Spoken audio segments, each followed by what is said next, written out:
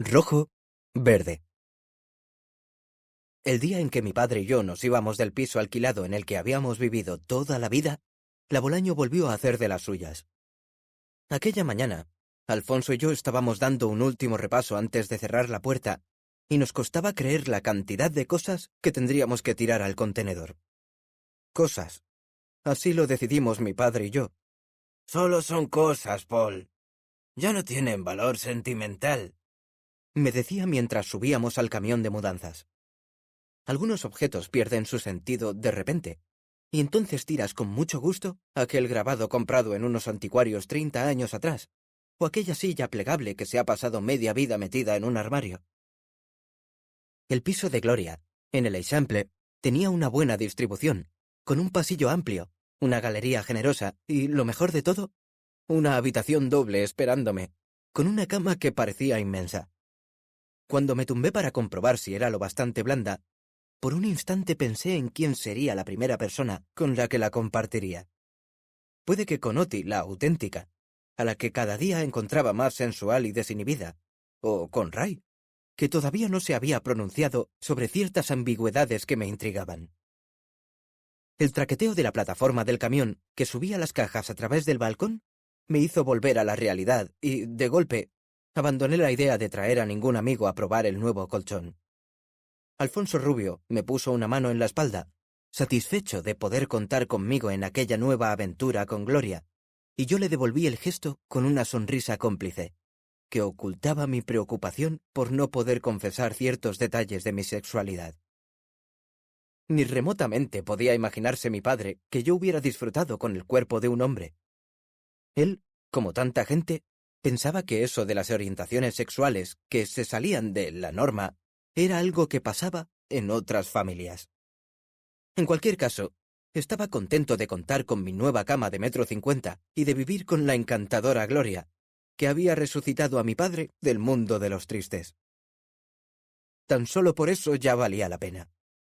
Mi exprofe de plástica había conseguido que aquel viudo malhumorado, oscuro y amargado, volviera a reír. Ya había pasado casi un mes desde el inicio del curso, y se estaban preparando las primeras huelgas de estudiantes para reclamar una reducción de las tasas universitarias. El grupito de clase a menudo se sentaba en la misma zona del aula. El primero en llegar siempre era Biel. Dejaba su chaqueta y algunas carpetas sobre las sillas, repitiendo «ocupadas, ocupadas» a todos los que se acercaban. Pero aquel día, por mucho que me guardara en el sitio, yo llegaría tarde porque estaba acabando el traslado al Eixample. Lo que tenía claro es que no me quería perder la clase entera de la Bolaño. Por mucho que me hubiera tenido que tragar su zasca en la biblioteca por culpa de mi incultura, seguía deslumbrándome su manera de enfocar las clases. Me sentía lo bastante motivado como para encarar el reto y me había propuesto llegar a la excelencia con ella. Por eso tomaba nota de todo lo que explicaba, y tenía los apuntes más limpios que los de Biel, que ya es decir. Eso sí, en clase procuraba ser más discreto que un busto de Nerón. Ya había destacado más que suficiente los primeros días. Además, algo me decía que la Bolaño se fijaba en mí mientras disertaba sobre ética. Notaba que sus ojos se detenían sobre los míos, y eso en parte me gustaba porque me hacía sentir importante. Pero, por otro lado, me provocaba ansiedad, porque tenía la impresión de que iba a dirigirse a mí en mitad de la disertación y a dejarme otra vez en evidencia delante de todo el mundo. Porque, claro, una cosa es poner cara de mármol y otra que la Bolaño se dé cuenta y vaya a por mí con toda su energía. Eso es lo que sucedió aquel día, cuando faltaban pocas horas para que estrenase la cama. Pasaban 10 minutos de las 12 en el reloj de la uni, y llegaba tarde. Nada más entrar en el aula, resoplando, vi que todo el mundo estaba en su sitio, escuchándola en silencio. Mientras me sentaba junto a mis compañeros, me fijé en que hablaba de la corriente positivista, esa que no admite otra realidad que no sea la de los hechos. La Bolaño citaba al filósofo francés Auguste Comte. No pierdan detalle de lo siguiente porque es sustancial. Comte considera que hay cosas que caen por su propio peso y que no admiten discrepancia. Como, por ejemplo, el color de esta carpeta. La Bolaño cogió una carpeta que había sobre la mesa. junto a su inseparable termo de poleo menta, la levantó y la mostró a todo el mundo. Era una carpeta de color verde. «¿De qué color es esta carpeta?», le preguntó a Minerva. «Rojo», afirmó ella con una seguridad inapelable. ¿Rojo? Parecía claro que Minerva estaba de broma. Pero la Bolaño continuó, seria, y esta vez le hizo la misma pregunta a Ray. «¿De qué color es?». «Rojo, naturalmente», contestó con un tono que desprendía un «Es obvio que es roja, no entiendo por qué lo preguntas». La Bolaño señalaba a los alumnos, uno por uno, y todos, como si les hubieran programado, respondían convencidos lo mismo, sin dudar un segundo. Rojo. Mi respiración se iba acelerando. Sabía que en 5 segundos me tocaría responder. ¿Por qué ninguno veía la carpeta de color verde? Si era su color real. ¿Qué se suponía que debía responder yo después de una decena de rojos? Los 5 segundos se convirtieron en 3. Y la Bolaño, con suavidad, como una araña que baja danzando desde su escondrijo para comerse la mosca, me señaló con el dedo. Y no hizo falta que hiciera ninguna pregunta. Se hizo un silencio sepulcral. Los taxis de Tokio, el metro de Londres y el mercado de la Boquería se detuvieron, esperando a que yo abriese la boca. ¿Rojo? Un murmullo de estupor se extendió por la clase. Los alumnos murmuraban. La Bolaño mostró una sonrisa triunfal y dejó la carpeta verde sobre la mesa. El espectáculo había terminado, y yo comenzaba a entender que me habían tendido una trampa, algo que la Bolaño no tardó en confirmar. La carpeta es verde. Han sido testigos directos de la debilidad del ser humano cuando es sometido a la presión ambiental, incluso en lo que se refiere a la percepción física. Me sentía indignado, avergonzado y desconcertado. ¿Por qué me había tocado a mí otra vez? La Bolaño me había escogido. Estaba seguro de que me tenía manía. O aún peor, quizá yo era el más débil, o el más tonto. No podía quedarme callado.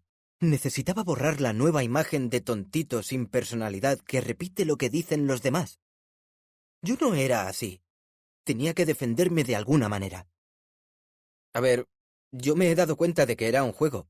O sea, me parecía muy rara la pregunta porque está clarísimo que la carpeta es verde. Sí, es verde. Pero como todos decían rojo, usted ha dicho rojo. Bueno, ¿y qué? Porque no sabía lo que... Según Nietzsche, me interrumpió con contundencia, el mundo puede dividirse entre 2 tipos de personas. Las que siguen sus propios deseos y las que siguen los deseos de los demás. Las primeras son fuertes y las segundas se limitan a hacer lo que hacen los otros. Gracias, Bolaño. Me has hecho pasar más vergüenza que nunca en mi vida. Me has dejado bien retratado. Me has usado de conejillo de indias con tu experimento cruel, y me has humillado delante de todo el mundo al describirme como una persona débil que se deja llevar por las opiniones de la mayoría. No hace falta que diga que durante el resto de la clase no pude concentrarme ni un segundo en lo que decía mi querida profesora. Más tarde, ya en el bar, pregunté a mis compañeros qué había pasado, pero siempre haciendo ver, al más puro estilo Rambo, que no me afectaba. Incluso expresé mi admiración por el ejercicio de la carpeta verde. Una vez más, aparecía aquel Paul que no reconocía ninguna debilidad, que no quería quedar como una víctima, que ocultaba la herida aunque siguiera sangrando. Porque la realidad era que me sentía profundamente dolido, pero no me daba la gana mostrar mis cicatrices a los demás. Oti confirmó mis sospechas. La Bolaño nos ha dicho que si alguien llegaba tarde, nos preguntaría el color de la carpeta, y que todos deberíamos responder rojo. La madre que la parió, pensé con una sonrisa. Precisamente fui yo quien llegó tarde. ¿Una casualidad? Puede ser. O puede que ella estuviera esperando el día en que no me viese en clase para montar aquel espectáculo. Tenía que hablar con ella para salir de dudas. Me estaba amargando el día, y tenía ganas de disfrutar del resto de las clases y del encuentro que estaba montando Minerva aquella noche en su casa. Quedaríamos para tomar unas cervezas en su azotea. Nos presentaría a sus compañeros en el piso de estudiantes. El problema era que las ganas de fiesta me estaban desapareciendo. por mucho que Ray intentara convencerme de que fuera. «Venga, tío, pasa del parking y vente de fiesta con nosotros». «¿Me estás diciendo en serio que no me presente al trabajo?» «Claro, tío. Por un día no pasa nada. Dices que no te encuentras bien y ya está. Total, seguro que te pagan una mierda». Aquel comentario de niño de papá me puso definitivamente de mala hostia. Le habría dado una colleja de esas que suenan fuerte. Pero no lo hice, porque después de sugerir que me pasara por el forro los honorarios de mi trabajo, me hizo una leve y simpática caricia en la cara que me puso caliente y me alteró todavía más. Entre él y la Bolaño me hacían ir como un pollo sin cabeza. Sentía por los dos un impulso que era a la vez de atracción y de repulsión. Estaba en el balcón del claustro de filosofía, viendo cómo Ray se alejaba con el grupo, cagándome en la madre que lo parió, cuando de repente vi a la Bolaño cruzar el patio y entrar en el estanque de los peces, hablando con un colega. Esperé con paciencia a que terminase su conversación, y en el momento en que se despidieron y ella se puso en marcha en dirección a los despachos de los profesores, bajé corriendo la escalera, calculando que chocaríamos a la altura de las columnas de la esquina del claustro. La clavé.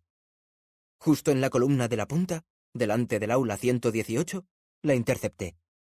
2 segundos antes de dirigirme a ella, me juré a mí mismo que no perdería los nervios.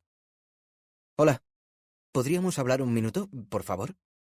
Es que me gustaría entender por qué se ha empeñado en cazarme con el truco de la carpeta». «Uy, me desconcierta usted, señor Rubio. Y eso que tiene aspecto de persona avispada. No, mire, a ver, en serio, ¿no le parece que ha sido un poco humillante exponerme así, con su juego, delante de todos?» «Madre mía, qué decepción. Le tenía a usted por un alumno inteligente». «Vale, de puta madre. Encima me insulta». «Oiga, tranquilícese, que no le he insultado». «¿Ah, no? Me está llamando tonto. Mire, si sigue tratando así al personal, se va a quedar sola en su clase. Supongo que le da igual, ya debe de estar acostumbrada a estar sola». Suerte que no iba a perder los nervios. Ella no me lo puso fácil para controlarme. A lo mejor yo tampoco tuve paciencia, pero en aquel momento me quedé bien a gusto, porque dije lo que necesitaba decir. Cuando uno sabe que tiene razón, necesita expresarse con toda contundencia. Cuando me fui, me pareció ver en su cara cierto aire de arrepentimiento, como admitiendo que había cruzado conmigo algún tipo de fina línea. Quizá fueron imaginaciones mías, pero me fui con la sensación de que haber puesto en su sitio a toda una catedrática puede que sirviera para hacerle rectificar. Si no le hubiese dicho todo lo que pensaba, a lo mejor eso me hubiera legitimado para ir a informar al decano de la facultad de ciertas técnicas poco éticas de la Bolaño. A pesar de todo, me quedó un regusto incómodo por haberla atacado, diciéndole que estaba sola. Ya debe de estar acostumbrada a estar sola. Esa frase estuvo resonando entre las paredes de mi cerebro durante toda la tarde, en el parking, mientras curraba y contaba los minutos que faltaban para salir. Hay días que son una auténtica mierda. Ni siquiera hice el mínimo esfuerzo por sonreír a los clientes. Me daba igual que me vieran amargado y sin ganas de trabajar. De todas formas, mi jefe no venía nunca, y los clientes esporádicos de un garaje nunca pondrían una queja. Tampoco era un trabajo que nadie considerase importante, ni siquiera necesario. Era un vigilante invisible, que no importaba. La mayoría de los trabajos del mundo son poco atractivos, y hacen crecer en el empleado la sensación de que se encuentra en una posición en la que todo el mundo puede ser maleducado con él. Así me sentía, aguantando las malas caras de los clientes que no sabían hacer funcionar la tarjeta de abonado y que me miraban con cara de mala leche, esperando que resolviera su problema con rapidez y simpatía. Y más aún si aquel día había discutido con la Bolaño. Al menos, por suerte, ya no hacía aquel calor del verano, y al final de aquella larga tarde de octubre tendría la recompensa de un encuentro con mis amigos en el piso de Minerva. Me propuse llegar sin pensar ni en la Bolaño ni en el trabajo, y cuando Biel me abrió la puerta de la casa con esa sonrisa llena de luz y de inocencia, se esfumaron de mi cabeza las carpetas verdes y los clientes pesados del parking. Iba cargado de cervezas que acababa de sacar de la nevera y que estaba a punto de subir a la azotea, donde Minerva había montado un agradable chill-out con sus compañeros de piso: Amy, O'Connor y Etienne. Amy era americana, del estado de Oregón, una estudiante de telecos muy simpática y con pinta de republicana. Etienne era un pianista francés, atractivo, de 26 años, estudiante de música. Él iba a su rollo, tocaba el piano todo el rato. Me di cuenta de que aquello no era en realidad una fiesta, sino más bien un encuentro de universitarios con ganas de beber cerveza y conversar. Y ya me iba bien porque al día siguiente era viernes y teníamos clase. Ray vino a verme acompañado de Amy, con la que discutía sobre la tenencia de armas en Estados Unidos. No, Amy, no puedes decirme que las armas son una tradición, como si fuera Halloween. No, Ray. Listen to me. Armas son derecho, you know? La pregunta importante es, ¿por qué vosotros no tenéis pistolas? Me gustó la forma que tenía Amy de dar la vuelta a la tortilla. Fue lista, y me pareció un debate interesante. Oti y Minerva se sumaron, y discutimos durante un buen rato. Entre risas y bromas, fue Oti quien abrió otro melón, planteando en voz alta y con una elocuencia fingida una pregunta trascendental que provocó las risas generalizadas. ¡Ey! Al loro! Que tengo el debate definitivo. ¿Tenemos el culo que nos merecemos? Aquella salida ingeniosa y espontánea hizo que Ray, sin pensárselo 2 veces, se bajara los pantalones y reivindicase su culo ante todo el mundo. Yo no quería mirar, pero cuanto más me resistía, más intentaba memorizar el momento. Me puse enfermo. Suerte que Oti me llevó hacia el interior del piso otra vez. Quería que la acompañase a cargar cervezas, y se lamentaba de que el mobiliario de la azotea no incluyera una nevera. No me extrañaba que quisiera tener una nevera cerca. Se notaba que Oti había bebido más que el resto, y por lo que parecía, no tenía ninguna intención de frenar. Se nos ocurrió utilizar 2 cajas de zapatos que habíamos visto en el recibidor, y fuimos a la nevera para llenarlas de latas. Me lo estaba pasando muy bien. Había logrado olvidarme de los disgustos que me había provocado la Bolaño, y no me sentía juzgado en absoluto por mis compañeros de clase. Pero, claro, siempre, y digo siempre, ha de haber alguien que te recuerde aquello de lo que no quieres oír hablar. Y cómo no, fue Oti. Tío, que esta mañana, cuando la Bolaño ha hecho eso de la carpeta, me has dado tanta pena que te habría abrazado. Mira, así. Y me abrazó para demostrármelo con hechos. Y el abrazo se convirtió en un morreo que yo no quería. Me aparté suavemente, pero ella se había propuesto acabar la misión de rescate de mi pobre alma desvalida. La Oti misionera estaba on fire. Entonces le sugerí con algo más de intensidad que no hacía falta que me salvara, y la aparté. Me caes muy bien, pero no. Lo que yo quería era volver a la terraza para seguir charlando con Ray y comprobar si aparte del culo quería enseñar algo más. Oti se fue escaleras arriba con las cervezas, haciendo un comentario simpático que ahora no recuerdo. Tenía un aire despreocupado. Parecía como si tuviera prisa por vivir todas las experiencias en una sola noche. Y como eso es casi imposible, pues aceptaba la derrota con deportividad y un puntito de frenesí. ¿Que no le había salido el plan? Pues a poner buena cara y adelante. De vuelta a la terraza, me encontré a Ray y Minerva bailando juntos. Me los quedé mirando durante un rato, y después me apalanqué en uno de los bancos que había junto a la improvisada pista de baile, donde Biel y Amy pinchaban una música excitante. Cuando llevábamos un rato hablando, se me escapó un bostezo. No es que me aburriera, sino que el cuerpo y la cabeza comenzaban a decir basta. Había sido un día demasiado intenso. El traslado, la uni, el parking. Entonces se acercó Ray y me restregó por la cara mi aspecto de cansado. «Paul, ¿ya estás bostezando? Para venir así mejor no vengas. Quédate en casa». Ray parecía gilipollas. Vamos a ver, aquel tío de familia rica se había pasado el día tocándose los cojones sin tener que preocuparse por nada, y no se le ocurría otra cosa que reprocharle a un pobre currante como yo que me tendría que haber quedado en casa porque no le gustaba verme bostezar. Todavía recuerdo la rabia que sentí, mezclada con el calentón que llevaba dentro y la frustración por no tenerlo para mí. Porque si algo estaba claro, era que cada vez me atraía más el capullo de Ray. Cuanto mejor vestía, con sus gabardinas de 300 euros, más me gustaba. Cuanto más ambiguo y delicado se mostraba, más me ponía a 1000. Y como me veía cabreado, mordiéndome la lengua, y para acabar de tocarme los cojones, se coronó con el comentario estrella de la noche.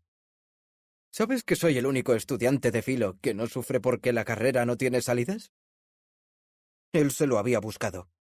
Le puse fin a aquella jornada horribilis, harto de aquella doble sensación de atracción y rechazo hacia ese tipo descarado. ¿Tú? ¿Quién eras hace un año, chaval? ¿Eh? ¿Quién te aguantaba? ¿No tenías amigos pijos? No, no lo creo. ¿Y sabes por qué? Ya te lo digo yo. A ti no te soporta ni Dios. Estás colgado. Por eso te rebajas y buscas amigos entre los pobres. ¡Imbécil! Obviamente, después de haberle dicho lo que pensaba, me fui bajando la escalera, resbalando por los escalones. Cuando pasaba por el rellano del piso de Minerva, escuché un piano. La puerta estaba entreabierta, y aquella melodía me atrapaba. Entré en el piso, y poco a poco me acerqué a la habitación del fondo, donde estaba tocando Etienne. Al verme, se detuvo. Le beau garçon. No le entendí, pero pensé que sonaba muy bien. Tanto como su música, que me había relajado después de aquel episodio con Ray Casamiquela. Etienne me miró con curiosidad y noté que se preguntaba qué me había podido pasar para salir así de espantado escaleras abajo. La verdad es que al verlo allí junto a su piano y sabiendo que estábamos solos, se desvaneció cualquier mal recuerdo sobre lo que había pasado en la azotea 5 minutos antes. En pocas palabras le expliqué que había discutido con Ray. No puedo reproducir las palabras que él me dijo en francés, aunque sí sé lo que le contesté. Je ne comprends pas français. Entonces Etienne, que llevaba 2 años en la Escuela de Música de Barcelona, improvisó tratando de que le entendiera. Yo quiero tocar tu cuerpo, como si fuera un piano. ¡Qué tío más creativo! ¿Y qué regalo recibí después del día desastroso que había tenido? Si quería que yo fuera su piano, por mí encantado. Solo le pedí que fuese discreto. Él vivía con Minerva, y yo no quería que se extendiera por el grupo de la uni la noticia de que nos habíamos enrollado. Me aseguró que lo sería, y así pude desfogar mi mal humor con un parisino atractivo que me daba buena sintonía. Atrás quedaron las carpetas verdes, las rojas, los comentarios de Ray, las horas de aburrimiento en el trabajo.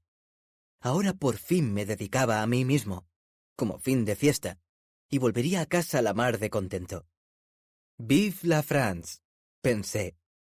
El problema era que, en el fondo, por muy cabreado que pudiera estar con Ray, por mucha manía que estuviera acumulando contra él, me caía bien, me gustaba. Y lo peor de todo, me estaba enamorando de él. Al día siguiente de la fiesta, me prometí a mí mismo que lo ignoraría. De esa forma, le haría saber que seguía enfadado. Después de haber aguantado sus impertinencias de joven clasista, no estaba dispuesto a ponérselo fácil. Me arriesgaba a que le importara una mierda mi estrategia, pero si funcionaba, conseguiría llamar su atención e intrigarlo. Me consolaba pensar que ese tipo de cosas podían funcionar. ¿Que te has comportado como un imbécil? Muy bien, chaval. Pues aquí tienes una dosis de indiferencia. En el instituto no fallaba nunca. Quizá mi punto de partida con Ray no era muy maduro, pero ¿qué coño? Era mi punto de partida. Además, la vida universitaria comenzaba a ser cada vez más excitante. Lo tenía todo a mi favor. Un grupo de amigos, buenos profesores y asignaturas que cumplían mis expectativas. ¿Qué más podía pedir? Solo la clase de lógica se me resistía, con esas tablas que la verdad me parecían jeroglíficos que jamás sabría interpretar. Para mí era un reto porque, como había dicho Vidal en la primera clase, era como hacer mates con letras, y eso era algo que me parecía complicadísimo, pero al mismo tiempo fascinante. Ya llegará el día, me repetía con ingenuidad, esperando un milagro intelectual, en que conseguiré resolver las tablas. A lo mejor, nunca se sabe, es Ray el que me las hace entender. Porque la verdad era que Ray, además de ser un tío capaz de comerme la moral sin ni siquiera despeinarse, resultaba ser un crack en clase de lógica. Resolvía todos los enigmas marcianos que planteaba Vidal con una naturalidad irritante. Supongo que haber pasado una temporada cursando la carrera de Administración y Dirección de Empresas jugaba a su favor. Allá sí que hacían matemáticas, y todos los pijos con aspiraciones de continuar con el negocio de papá aprobaban la asignatura para poder llevar los números de la empresa familiar. Y si no la aprobaban, profesor particular y tira pa'lante. Pues eso, que el exalumno de ESADE no tardó en darse cuenta de que pasaba de él. Fue precisamente en clase de lógica donde nos sentamos separados. Lo había orquestado tan bien que la mismísima Calduch me habría otorgado el premio a la mejor escenificación. Mi plan salió de maravilla.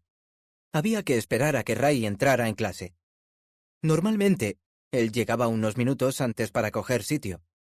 Así lo hizo, y yo, desde fuera, esperé a que entrase Vidal para ir a sentarme exactamente en el extremo opuesto de la clase a donde estaba él. Pero, además, tenía que hacerme el enfadado.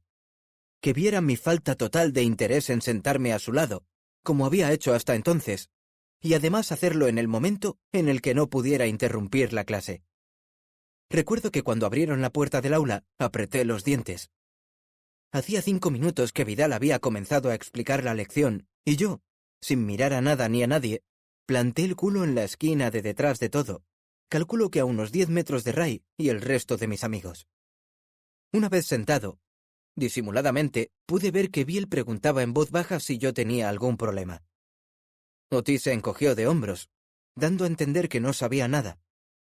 Minerva, que era lista y discreta, sí que se había dado cuenta de que iba todo aquello, pero no abrió la boca.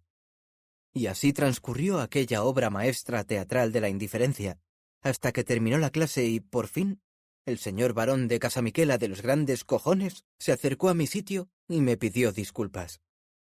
Según argumentó, en un tono ceremonioso y exquisito, había estado toda la noche reflexionando sobre sus inapropiados comentarios de aristócrata y había llegado a la conclusión de que se había pasado de la raya. Definitivamente, tenía un problema con su difunto padre. Me explicó que a veces le jodía darse cuenta de que, por desgracia, se parecía a él a menudo. De acuerdo, Ray podía ser un poco gilipollas, pero me gustó que, cuando era necesario, supiera comportarse como un tío humilde. Que asumiera su debilidad lo hacía vulnerable y mucho más interesante. En cualquier caso, la perspectiva de una relación con él continuaba latente. La expresión de mi cara se relajó. Asentí con la cabeza, aceptando sus disculpas, y me fui a trabajar a la biblioteca. Aquella mañana no quise pasar por el bar. Que no le fuera tan fácil como pido perdón y todo arreglado, pensé, y me doy cuenta de que puedo llegar a ser muy retorcido. ¿Qué le vamos a hacer? Soy así. Con los años tampoco he mejorado mucho en ese sentido. Además, casi siempre me ha funcionado. La casualidad quiso que se cumpliera la cuadratura del círculo con María Bolaño, que tuvo intención de resolver el conflicto que había provocado el día anterior. Si lo explico así es porque fue así. Yo ya ni pensaba en ella. Estaba repasando apuntes de problemas filosóficos cuando la vi asomar tras una estantería, haciéndome señales, como si fuera un espíritu burlón y juguetón. Me levanté de la silla y la seguí, hipnotizado, a través del pasillo del claustro. Sin decir palabra, bajó la escalera y cruzó el patio en dirección al jardín hasta que se detuvo ante la puerta de un espacioso y poco diáfano invernadero victoriano que había detrás del edificio principal. La abrió lentamente y se adentró en aquel universo verde, desordenado y húmedo, como si fuera un espectro. Estaba tan segura de que la seguiría que en ningún momento se giró para asegurarse de ello. Supongo que con la cara de sumisión que había puesto en la biblioteca ya tenía suficiente. Si se lo hubiera propuesto, habría conseguido que la siguiese hasta Mollerusa. ¡Qué tía la Bolaño! Inseguro y muerto de curiosidad, entré en el invernadero, palpando los vidrios amarillentos que un día dejaron pasar la luz. Al final de uno de los pasillos, la encontré removiendo con mucho cuidado unos tiestos de anémona nemorosa abandonados. Se giró para darme la bienvenida, justo en el momento en que sacaba una botella de whisky, como el que saca un conejo de un sombrero de copa. «Solo tengo un vaso. Esta botella está aquí desde hace meses», dijo, y puse cara de creerla. Mientras me servía un chupito, entendía por qué a menudo le temblaban las manos. Necesitaba beber. Hablemos claro, señor Rubio. ¿Qué importa que las cosas sean verdes o rojas? ¿Tanto le preocupa formar parte del cardumen? ¿Cardumen? No tenía ni idea de qué era eso, cosa que ella pilló enseguida. A lo mejor, si hubiera leído más... «Un banco de peces», gritó con énfasis. «Si el delfín viene por la derecha, usted se va hacia la izquierda, siguiendo ciegamente el espasmo de supervivencia del resto de los jureles. ¿Es eso o palmar? Consuélese. Su mente, en clase, sirvió para un uso filosófico, o sea, una especie de ofrenda a la investigación». ¿Se está riendo de mí? Yo no me río de mis mejores alumnos. Su trabajo, aunque con faltas, se merecía un 9. ¡Toma ya! Tenía un 9 del trabajo que no había corregido. Por fin llegaba a la nota, y mi autoestima experimentó un subidón. De repente, me reconcilié con el fantasma del invernadero. No me atreví a meterme con su vida personal. No se trataba de cagarla otra vez, preguntándole por cómo llevaba su problema con la bebida. Además, ya me lo podía imaginar. Una persona que va escondiendo botellas de whisky en su lugar de trabajo no lo tiene controlado del todo. El termo de poleo menta que cada día llevaba a clase, en realidad, contenía otra cosa. Solo le pedí que la próxima vez que plantease un experimento parecido al de las carpetas, se buscara otro ayudante de mago.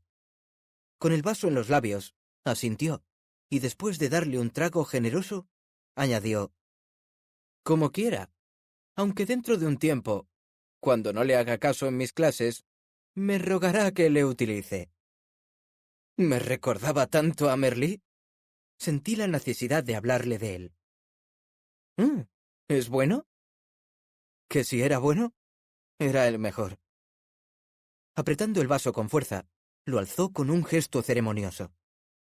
Me miró a los ojos con ternura y brindó por los mejores profesores. Agradecido por ese detalle, la seguí, repitiendo el brindis y recordando a mi maestro. Por los mejores profesores. Las cerezas. En México, la muerte se vive como una entidad física con la que se puede convivir. Se puede bromear sobre ella e, incluso, celebrarla.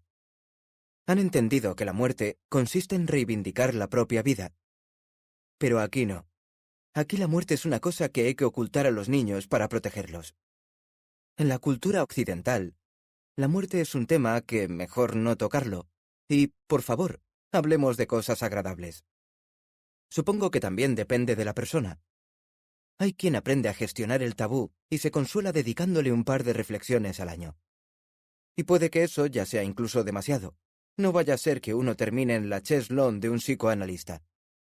No nos engañemos. Estamos acojonados ante la muerte. Y de repente, nos toca recibirla. El propio Bruno se la topó de morros cuando la Calduch lo despertó el día de la huelga de estudiantes con este titular: «Chaval, despierta. Hemos de hablar de la lápida de Merlí».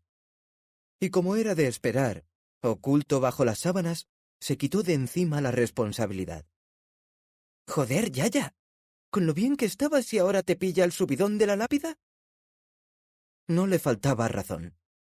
3 semanas antes, yo le había tocado la fibra a la Calduch al decirle que era una profesional de la vida, y se había recuperado en cuestión de días.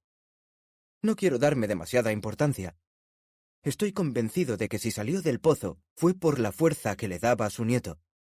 Yo me limité, sin ser consciente del todo, a darle un último empujoncito. Le fueron muy bien aquellas palabras de ánimo. Tanto que ahora pensaba en lápidas con una naturalidad que tenía aires mexicanos. Y, de repente, el mal rollo ya no lo tenía la abuela, sino el nieto. Para la Calduch, después de la tragedia de la muerte de su hijo, los trámites administrativos y los pésames, el asunto de la liturgia fúnebre era una asignatura pendiente que no se podía eludir. Seguramente, durante los días del funeral, no estaba por la labor de pensar en epitafios, y menos aún de encargarle una lápida al marmolista. Por lo tanto, en el nicho de Merlí solo había una pared provisional de cemento, oscura, gastada y sin el nombre del difunto. No era justo. Y Bruno también lo sentía así, pero la muerte de su padre no era algo que quisiera rememorar.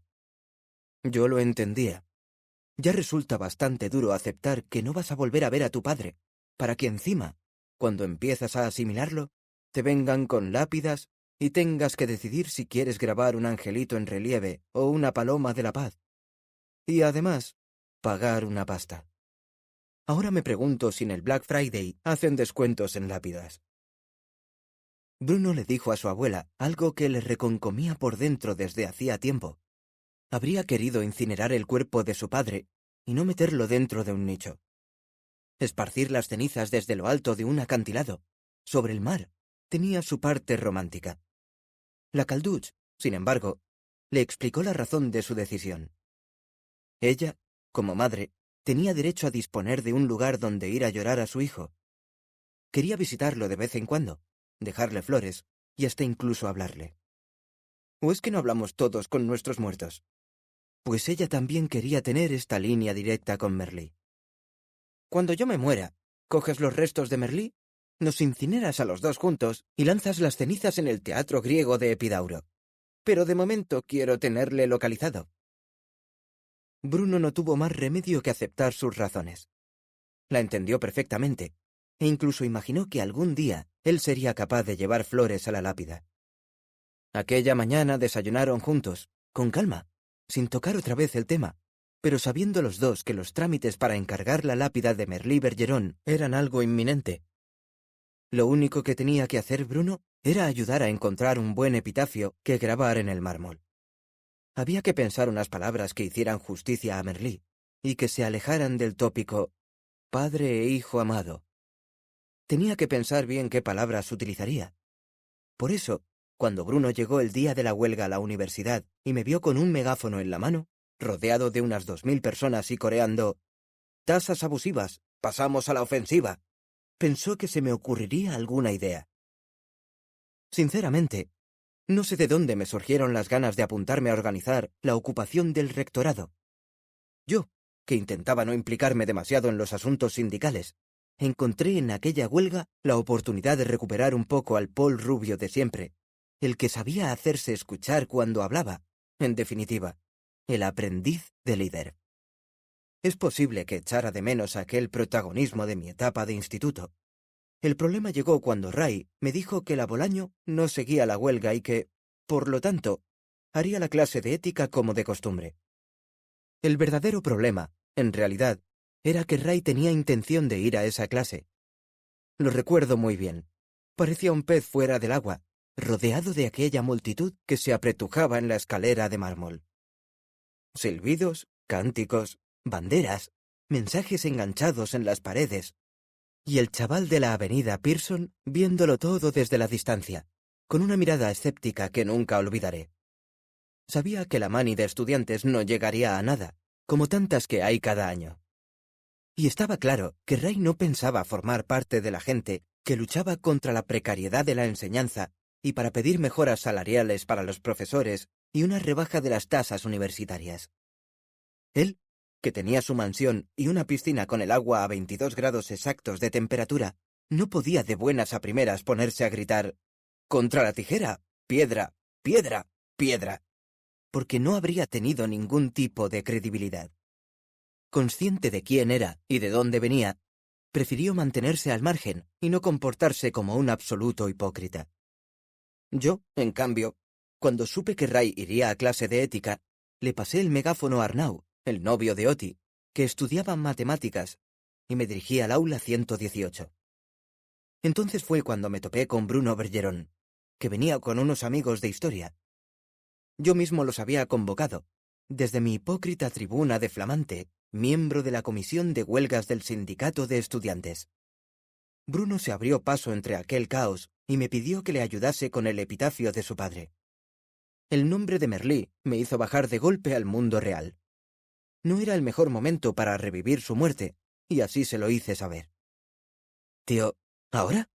De verdad, no quiero pensar en ese tema, que me afecta mucho. No pude continuar. Se enfadó y me interrumpió con un tono severo que me dejó sin respuesta. Mira, estoy hasta los cojones de que siempre quieras demostrar que te afecta más que a mí la muerte de Merlí. Puede que tú fueras su alumno favorito, pero yo soy su hijo. ¿Te ha quedado claro? Si hubiera sido un día cualquiera, la bibliotecaria habría salido al pasillo a pedir silencio, o incluso puede que el guardia de seguridad nos hubiera echado de la facultad por montar un escándalo. Pero los gritos del tsunami de estudiantes eran ensordecedores, y yo fui el único en enterarme de la bronca de Brunete. No supe qué decirle, y mirándole a los ojos, entendí con vergüenza que no había forma de replicar aquella verdad majestuosa que acababa de restregarme por la cara. Me dolió mucho. No había tenido en cuenta que él era el verdadero protagonista del dolor. Bruno se marchó cuando yo todavía estaba digiriendo sus palabras, y no pude alcanzarle. Era imposible avanzar entre aquella multitud. Lo único que podía hacer era desviarme hacia la escalera que daba al claustro de matemáticas y dar toda la vuelta por si lo veía, pero no había ni rastro. Me tomé unos segundos para pensar, y me decidí por lo práctico. A falta de Bruno, Ray. Ya resolvería el mal rollo con Bruno más adelante. Ahora lo que tocaba era correr a clase junto a Ray. Está claro que, cuando uno quiere, se salta a la torera los principios de la ética.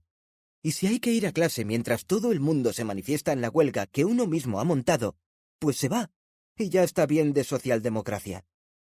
¿Y qué es lo que me impulsaba en este vergonzoso giro ideológico? El sexo. Ni más ni menos. Yo quería tener rollete con Ray. Lo tenía clarísimo. Cada día que lo veía me deleitaba viendo cómo paseaba su cuerpo larguirucho y su nariz morbosa por la facultad. A medida que pasaban las semanas, me sentía más motivado para, un día de aquellos, tirarle la caña. Me faltaba poco para hacerlo, pero tenía que esperar al momento adecuado. En ese instante lo que tocaba era sentarse a su lado y escuchar al Abolaño que, para acabar de ponerme cachondo, se puso a hablar de otro tema tabú. ¿Alguien ha cumplido todas sus fantasías sexuales? Preguntó a los 8 alumnos presentes, todos los que habíamos decidido ignorar la huelga. Nadie respondió. Desde la lejanía nos llegaban con claridad los gritos de «Universidad pública y de calidad». Y yo, en silencio, pensando que aún no había cumplido todas mis fantasías, me imaginaba que me metía algún objeto fálico por el culo, fantasía que tenía pendiente con mi cuerpo desde hacía años y que nunca me había atrevido a llevar a término ni en la más íntima soledad. ¿Por qué nos cuesta tanto asumir en público lo que nos pone a 100 en la vida privada? Foucault decía que los tabús van ligados a un código moral. El mundo gira alrededor de 2 tabús opresores, el sexo y la muerte. El tabú del sexo existe porque seguimos viviendo el sexo con culpa. Estaba tan atento que lo había apuntado todo en el folio que Ray me había dejado al empezar la clase. Incluso le había pedido el marcador fluorescente para subrayar aquello de «Vivimos el sexo con culpa». Pero esta última frase no llegué a marcarla, porque una marea de piquetes de huelga irrumpió en el aula. Traían cara de pocos amigos. Venían a buscar a un tal Paul Rubio, el joven sindicalista, y estaban capitaneados por Minerva. Tragué saliva, como el que se traga una pastilla bien gorda. De Ray me lo podía imaginar, pero vos, Paul, debes tener un motivo muy importante para portar el megáfono y después venir a clase.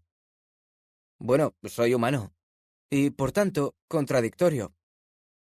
La Bolaño todavía se ríe a día de hoy. Pero es que es la única cosa que se me ocurrió para justificarme. Minerva volvió al ataque. Paul, ¿querés saber por qué no estoy sentada con ustedes? Porque estoy cansada. Y en mi país cuando estamos cansados no nos sentamos. Salimos a la calle. Después del silencio que provocó ese breve discurso, el aplauso generalizado nos hizo sentir todavía más pequeños. Aquel momento de película convirtió a Minerva en toda una institución. Ella tenía muy claro que había llegado a Barcelona huyendo de una Argentina que estaba comenzando a notar los efectos de la crisis económica. Quería con locura a su tierra y sentía una nostalgia permanente de su país, y especialmente de su abuela, una señora de 80 años, enferma, que fue quien le aconsejó tomar un avión y marcharse a Barcelona. Aquí también sabíamos lo nuestro sobre crisis, pero estaba claro que aquel país latinoamericano había sufrido muchos más estragos. Minerva había encontrado trabajo de camarera en Barcelona y ahora estaba pendiente de la resolución de una beca que le permitiría trabajar en la biblioteca y dejar el bar. Me encantó la mirada de mala leche que le dedicó a Ray, y cuando Minerva se fue junto con el resto del piquete, me salió de forma espontánea el agenciármelo para aquella tarde. ¿Me ayudas con la lógica? Y tanto que me ayudó. Unas horas más tarde, en mi habitación. Primero tuve que cumplir con mis horas en el parking, una cuenta atrás permanente hasta el momento de salir. Lástima que un ejecutivo coreano me obligase a hacer unos minutos extra dándole indicaciones para aparcar su Porsche. Y mira que ya iba vestido de calle, pero por miedo a tener una queja oficial de un cliente enfadado, tuve la paciencia necesaria para ayudarle a aparcar sin rayar el coche. En cuanto apagó el motor, salí corriendo porque tenía que llegar como fuera antes que Ray. Justo cuando abría la puerta, me llegó un mensaje suyo diciendo que igual llegaba unos 10 minutos más tarde. Perfecto. Tenía tiempo de ducharme sin demasiado estrés, cambiarme de ropa y arreglar un poco la habitación. Todavía me sobraron 10 minutos. Cuando comenzaba a sentirme ridículo, sonó el timbre. Como es lógico, tardé un poco en contestar. No fuese que pareciera que estaba ansioso por verle. ¿Quién es? ¿Ray? ¡Hostia! Sí, claro. Sube. Casi se ofende, pero finalmente comenzamos la clase particular. Las lecciones de lógica, si te las explica un tío como Ray, son más fáciles de digerir, y hasta entendí varias cosas que antes me sonaban a jeroglífico. En apenas unos minutos ya estábamos los dos sentados en sendas sillas, con los pies sobre la cama. Yo dibujaba el árbol de las subfórmulas, y de vez en cuando él se acercaba a mí y marcaba con rotulador fluorescente donde me había equivocado, o si me faltaba añadir alguna fórmula. Y entre un subrayado y otro, se ponía el marcador en la boca, lo lamía, lo hacía sonar entre sus dientes, como un niño que muerde un lápiz. Y así, mirándolo con disimulo, yo me iba poniendo caliente y nervioso, o nervioso y caliente, según como imaginaba todas las cosas que yo querría subrayar en su cuerpo. Pero no podía distraerme demasiado, porque Ray no paraba de preguntarme, poniendo mucho interés en mi proceso de asimilación de las malditas tablas de la verdad. Alfonso y Gloria nos oían desde el comedor, y pusieron a calentar unos canelones en el horno, para cuando acabásemos de estudiar. Ray no quería, pero al final se quedó a cenar, porque mi padre insistió. Solo faltaría que, una vez en casa, rechazase la invitación. Los canelones estaban muy buenos, pero la verdad era que yo tenía ganas de que acabase aquella conversación agradable entre los cuatro, para saber si Ray se quedaría para seguir repasando el examen. Por desgracia tenía que irse. Le he prometido a mi madre que barrería la casa. ¡Qué cabrón! Encima cachondeo. Era tarde, la sobremesa se había alargado, y, por un momento, pensé que había pecado de ingenuo al imaginar que se quedaría un rato más. Ya puestos, que se hubiera quedado a dormir. Eso sí que habría sido ideal. Pero con mi padre por allí, aquello habría sido una escena de vodevil. Mi padre sabía que había tenido novias, pero jamás se hubiera imaginado que también me había enrollado con tíos. Por lo tanto, nos despedimos en el rellano de la escalera. Le agradecí que me hubiera explicado las tautologías y las contingencias de la lógica proposicional, y se marchó. Mi habitación daba pena. Vacía, pero todavía con el aroma de esa colonia suave y cara que se ponía Ray y que le gustaba a todo el mundo. Pero encima de la cama estaba su marcador fluorescente. Se lo había olvidado. Mi primer impulso fue seguirle escaleras abajo, pero no era necesario. Ya se lo devolvería al día siguiente en la universidad. Además, aquel marcador tenía una forma fálica.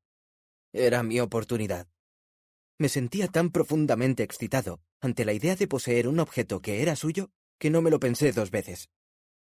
Tras cerrar la puerta con mucho cuidado, me sentí lo bastante seguro como para obtener la recompensa que merecía tras haber pasado todo el día con él.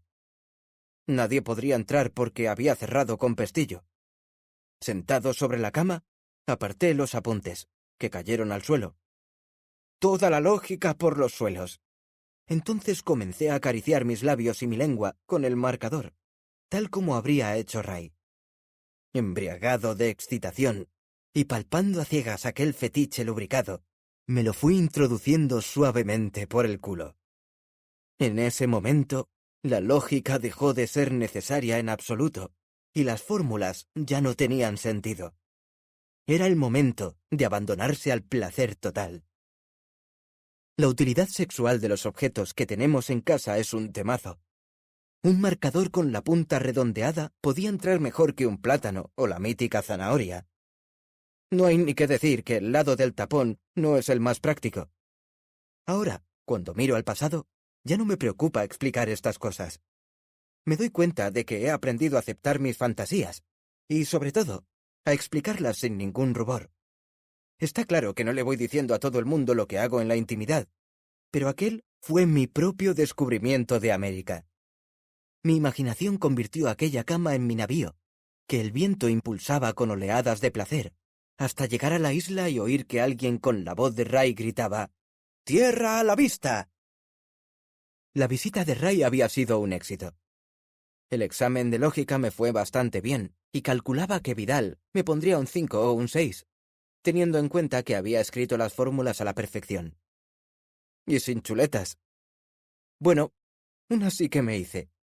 La del principio de no contradicción, que siempre se me resistía. Una cosa puede ser y no ser al mismo tiempo. Fuera del claustro, todos los alumnos íbamos pasando unos tras otros, algunos arrastrando los pies y con mala cara, temiéndose una nota entre el 0 y el 3. Y otros, como yo, con una cierta sensación de haber sobrevivido.